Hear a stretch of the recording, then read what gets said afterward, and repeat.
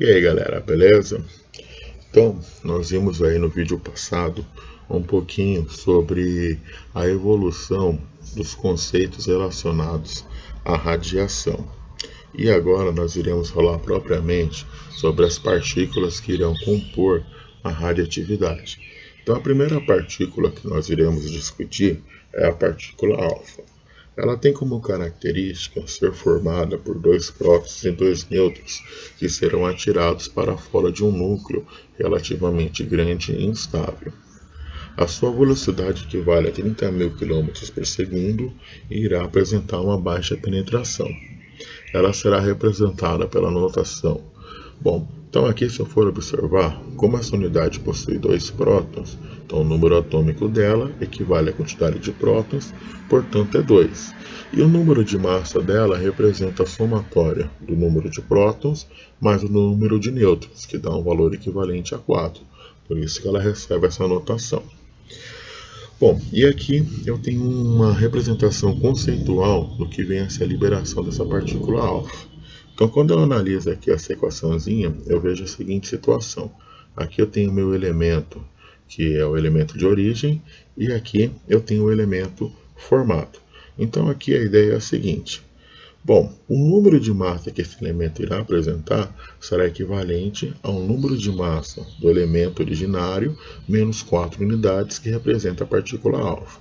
E o número atômico desse elemento que foi originado, ele será o número atômico do elemento de origem menos 2 unidades, que é a partícula alfa.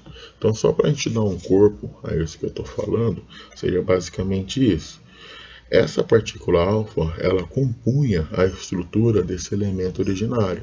E na hora que ocorreu a emissão dela, eu preciso reduzir essas unidades dentro desse elemento que originou após a emissão dessa partícula alfa. Então, para ficar legal, eu trouxe aqui um exemplozinho para a gente estar discutindo na prática como que vocês vão fazer a aplicação desse conceito. Então ele fala, o elemento polônio, ele emite uma partícula alfa, ele pede para a gente determinar número atômico e número de massa desse novo elemento químico X formado. Bom, então aqui, quais são as informações que eu tenho? Ele fala sobre o polônio, ele fala que esse polônio ele emite uma partícula alfa e forma um elemento X. E aí ele pede número atômico e número de massa. Então foi aquilo que eu falei para vocês.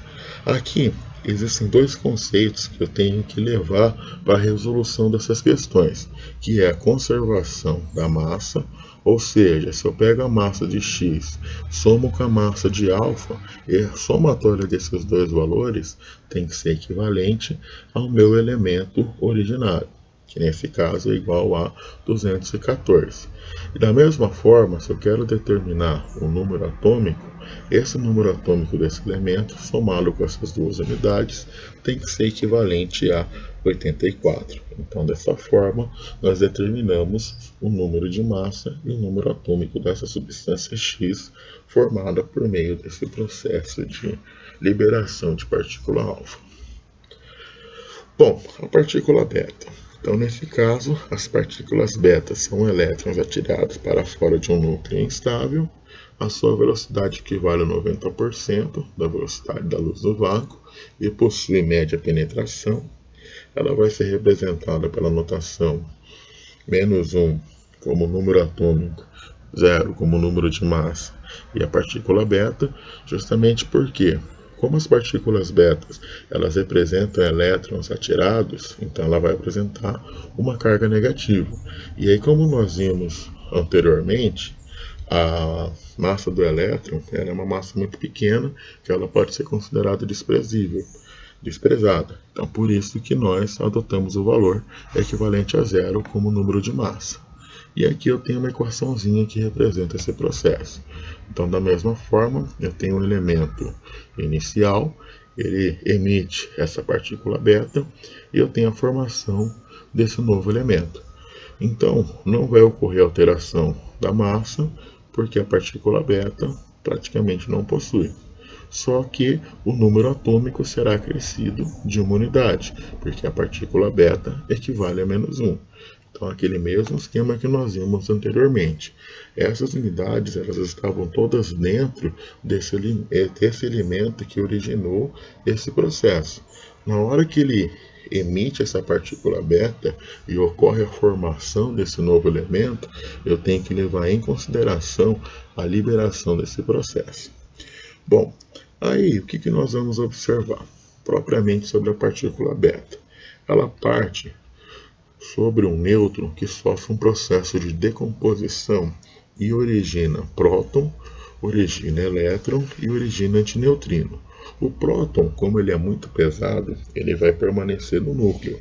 Por isso que quando nós determinamos o elemento formado por meio desse processo, nós precisamos adicionar uma unidade no número atômico desse elemento formado. Já o elétron e o antineutrino, que são duas unidades leves, elas serão ejetadas para fora do núcleo. E aí nós também devemos recordar que essa partícula beta, ela tem como característica ser uma unidade negativa. Então, nesse caso, o elétron que dará origem a essa partícula beta. Então, é dessa forma que vai ocorrer esse processo de formação dessa unidade. Bom, e aqui eu trouxe um exemplo para a gente estar discutindo a respeito da aplicação desse conceito. Então ele fala o elemento chumbo, ele vai emitir uma partícula beta e a partir disso ele pede qual que é o número atômico e qual que é o número de massa que esse elemento químico X irá apresentar. Então o elemento está aqui, ele libera uma partícula beta, está aqui essa liberação, e forma o elemento X. E aí ele pede o número atômico e o número de massa. Então aquele mesmo esquema, conservação de massa, conservação de carga. Bom, 214 mais 0 é igual à carga do elemento de partida. 85 menos 1 é igual a 84, que é ao número atômico do elemento originário. Então, para que vocês consigam desenvolver esse tipo de questão, vocês precisam recordar desse conceito. E além disso, nós temos aqui a radiação gama.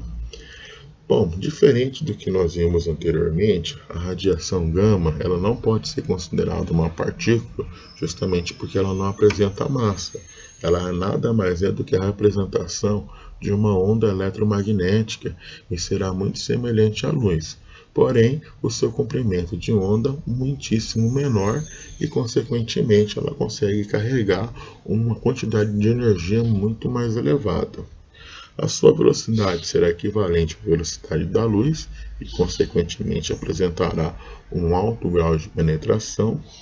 A radiação gama não altera nem o número atômico e nem o número de massa do elemento, sendo assim, nós não costumamos representá-la em um processo de radiação, mas saiba que ela sempre estará presente e ela vai ser representada por meio dessa notação. Ela não possui carga, não possui massa, ela simplesmente é energia. Bom, e aí por fim, eu trouxe um exemplo que eu englobo a liberação dessas duas partículas, que serão os casos que vocês irão encontrar com maior frequência. Então aqui a questão ele fala, na transformação do urânio em chumbo, quantas partículas alfa e quantas betas são emitidas por átomo de urânio inicial. Então está aqui o nosso átomo de urânio, ele liberou partícula alfa, liberou partícula beta e formou o átomo de chumbo. Eu não sei quantas partículas alfa foram emitidas e também não sei quantas partículas beta foram emitidas nesse processo. Então, para eu fazer essa determinação, primeiro eu vou determinar a quantidade de partícula alfa, justamente porque quando eu analiso o número de massa de alfa e de beta, eu vejo que o número atômico das partículas, o número de massa das partículas beta são zero, então ela não irá alterar no meu cálculo. Bom, como assim? Então vamos lá. Pego aqui o número de massa do urânio, aí aqui eu vejo que esse urânio originou essas três unidades. Então, X. Nesse caso, eu não sei quantas partículas alfa, mas eu sei que cada partícula alfa equivale a um número atômico 4.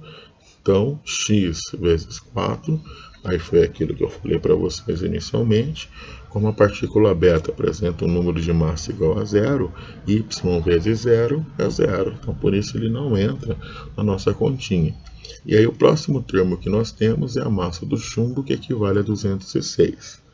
Bom, então nesse caso, passo os números para o mesmo lado e a incógnita para o outro. Fazendo a diferença entre esses dois valores, 32 igual a 4x, modificando o lado desses termos, fica 4x igual a 32, passo 4 dividindo por 32 e nesse caso, nesse processo, foram emitidas 8 partículas alfa. Com esse valor em mãos, agora eu consigo determinar qual que é a quantidade de partícula beta emitida nesse processo. Então vamos lá. Para isso, eu vou utilizar as informações referentes aos números atômicos dessa unidade. Então o número atômico do urânio é 92. Nesse caso, formou 8 partículas alfa que tem número atômico equivalente a 2. Então representa esse processo aqui embaixo. Eu não sei quantas partículas beta foram emitidas, mas eu sei que cada uma vale menos 1. Então está aqui a representação. E além disso, teve a formação do chumbo, que tem número atômico equivalente a 82. Bom, passo o y para o outro lado, porque é negativo, e passo o 92 para o outro lado, que ele torna-se também negativo. Então, nesse caso, fazendo a diferença entre seus valores, eu determino que nesse processo foram liberadas 6 partículas beta. Então, dessa forma, eu posso reescrever a minha equação dessa maneira. O átomo de urânio liberou 8 partículas alfa e 6 partículas beta e teve como consequência a formação do elemento chumbo. Então, galera, é dessa forma aí que nós caracterizamos essas unidades, que são característicos da radioatividade, e aqui nós vimos a aplicação de alguns conceitos. Espero que tenham ajudado a vocês a compreender melhor esse conteúdo, e qualquer dúvida, vocês nos procurem aí para estar ajudando vocês. Um forte abraço a todos e até a nossa próxima aula.